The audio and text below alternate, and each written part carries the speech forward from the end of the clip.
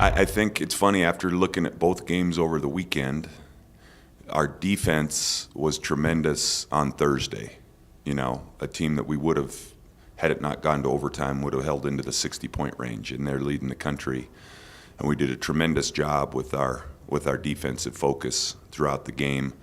Oregon's defense is good, like a lot of teams in the Pac-12s is, and I thought our offense was a little bit sluggish. And when presented with some of those opportunities, 3 for 18, I think, from three on Thursday night.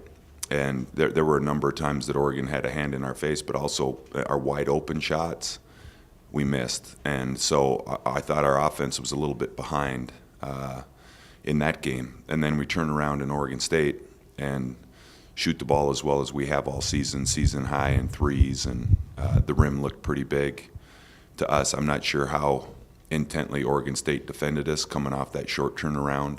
So it's a little bit of fool's gold, because I thought defensively on Saturday we were really poor, with the exception maybe of Brandon Taylor, who had a great all-around game. So the point to me is, as we move into these games, particularly on the road, is we can't have, any deficiency in one area. If we're really that poor on offense as we were on Thursday, or really that poor on defense as we were on Saturday, then we're going to be vulnerable and not win as many games as we'd like. So we got to figure out a way to combine the two, and that's the big thing. The teaching point for our guys, I think, is we got to shore up. You can't have such a deficiency in one area and expect to win many games. We were lucky on Saturday, I thought, with the way we shot the ball, and we were presented with a lot of looks and they went in. But defensively, we were really bad. Do you think that's this team's youth that's showing itself when something like that happens? Well, I think, in terms of Oregon, that was the best defensive team we played. A lot of pressure, a lot of different things that they threw at us, and you got to go through that. They did a great job of contesting shots and making things physical. And so maybe that's enough to disrupt our timing when we were presented with an open shot. It's almost like you're rushing it, like, oh, I can't believe I'm open. And so some of that's, whether it's youth or this point in the season, it's just having to be better. And, defensively on Saturday, it's just a lesson to be taken for any game, regardless of the age of our team, is that we got to come out and know. Maybe Roberto Nelson was the top guy on the scouting report for us to stop, and then a couple post players. Maybe we didn't have enough time to talk about the fact that they've got Pac-12 players at the wing, and so you can't take anybody lightly. And when they were presented with some early looks, which they were, wide open looks, they gained some confidence and actually ended up hitting tougher shots later in the game. But we've got to be ready from the get-go to do a better job guarding. Larry, you haven't had a lot of chance to fix it, but road games and conference play have come close a lot of times over the last couple of years. But how big of a deal is it to get that thing fixed and righted this season? Well, that's kind of in order to be successful, you got to win some road games. They kind of go hand in hand. I'm not putting any pressure on our guys, and we don't talk much about what's gone on in the past. A lot of them weren't a part of it.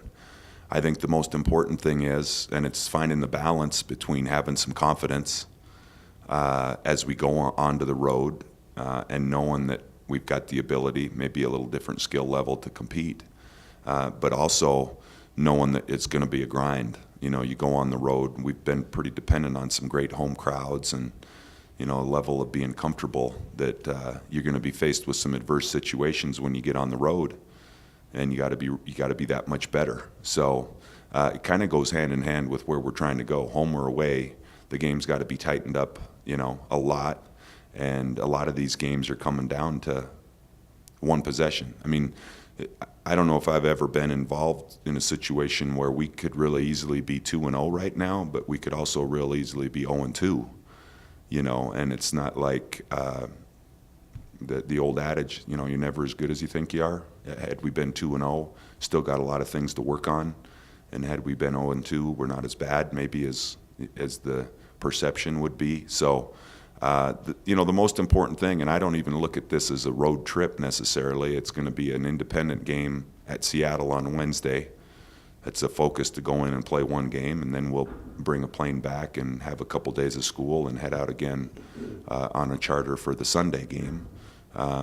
But it's really, instead of us thinking about any momentum on the road, it's all about Seattle on Wednesday night and doing what's necessary to try to get a win. Do you think the crowds of the arena play a role in our team's performance? So the bigger the crowd, the better the performance? There's no doubt about it. I mean, I think I've said this before, Corey. I think in sports, you know, I don't know how much of a home court advantage you gain in baseball. If your arena is sold out and it's still really kind of an individual, there's not a lot of.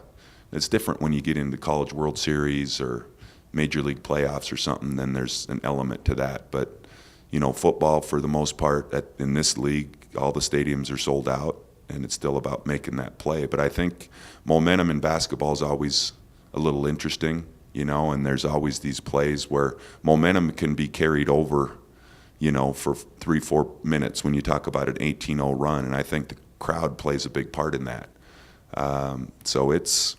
I can remember as a player, it was fantastic to come out and know that the fans were juiced up, and it always gives you an additional boost of adrenaline. And as we talked about earlier, what you have to realize is when you go on the road, that's when you got to be able to switch the fuse over to the other side and realize you're going to have to be that much better because you're dealing with some of those adverse situations.